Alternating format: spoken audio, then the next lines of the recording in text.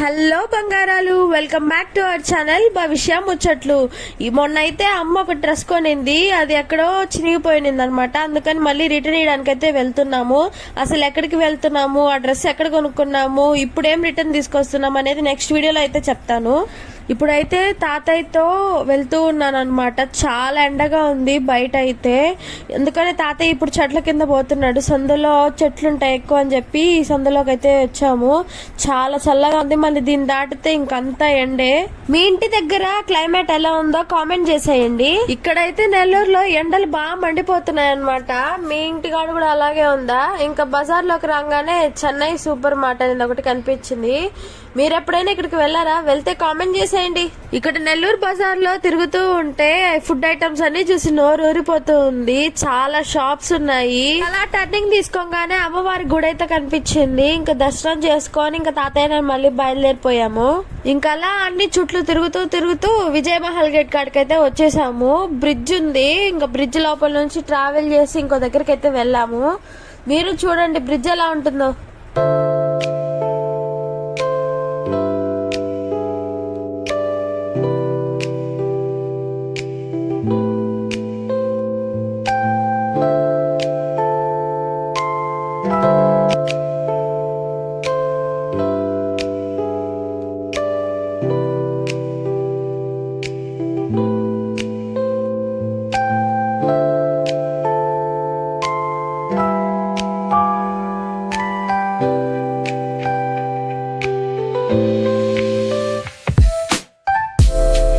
Ramalingapuram bridge కూడా పైన పోతూ ఉన్నాం అనమాట.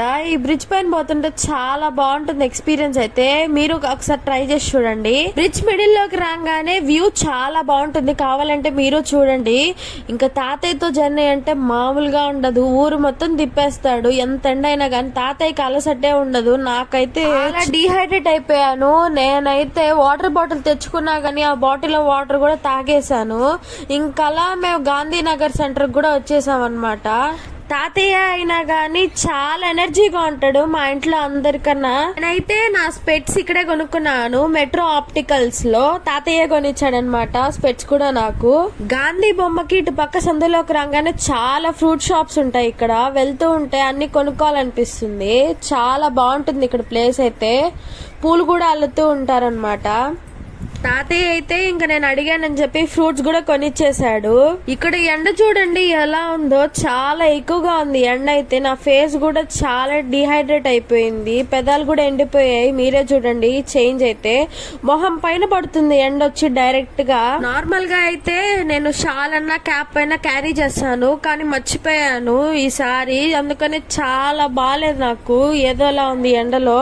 తాతయ్య అయితే నా పట్ల ఎంతో కేరింగ్ చూపిస్తాడు. నేను ఆ కవర్ కూడా పట్టుకోలేమో అని చెప్పి ముందర పెట్టేశాడు. ఇంకా షాప్ కి అయితే వచ్చేసాము. ఇదే మేము రిటర్న్ ఇవ్వాల్సిన డ్రెస్ అన్నమాట. ఇది డ్యామేజ్ ఉంది, అందుకని. అసలు ఆ డ్రెస్ కి ఏమైంది, ఎందుకు మేము రిటర్న్ ఇచ్చేస్తున్నాము, అది ఎంత కాస్ట్, దాని బదులు ఏం తీసుకున్నాము అనేది కూడా చెప్పేస్తాను. నెక్స్ట్ వీడియోలో చూసేయండి. ఓకే బంగారాలు, అయితే మీ మంచి చేతులతో సబ్స్క్రైబ్ చేసేయండి.